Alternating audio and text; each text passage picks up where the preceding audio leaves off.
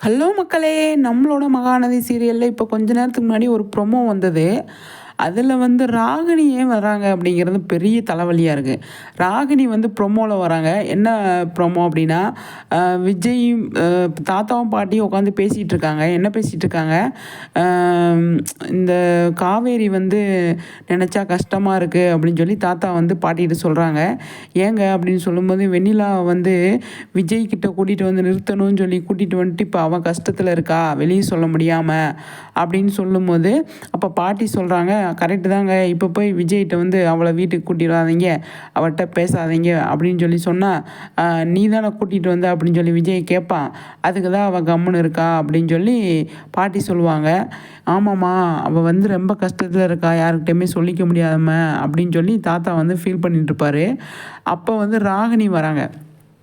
ராகினி வந்து பார்த்துக்கிட்டு இருக்காங்க. அந்த டைம் பார்த்தீங்க அப்படின்னா, விஜய் வந்து வெண்ணிலாவ கூட்டிட்டு வீட்டுக்குள்ள வராரு.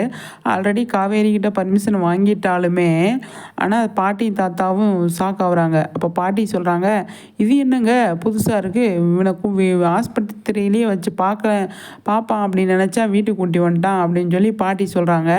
"ஆமாம்மா, வீட்டுக்கு தான் கூட்டிட்டு வரணும்னு சொல்லிட்டு இருந்தான். அதான் கூட்டிட்டு வந்துட்டாரு" அப்படின்னு சொல்லி தாத்தா சொல்லிட்டு இருக்காங்க. இனி அடுத்து என்ன நடக்கும்னு தெரியல. ஆனா ராகினி வந்து ஏன் தான் வராங்களோ பெரிய குழப்பமா இருக்கு. பார்க்கலாம் என்ன நடக்குதுன்னு சொல்லி. ஓகே ஃப்ரெண்ட்ஸ், உங்க கருத்துக்கள ஷேர் பண்ணுங்க. நெக்ஸ்ட் வீடியோல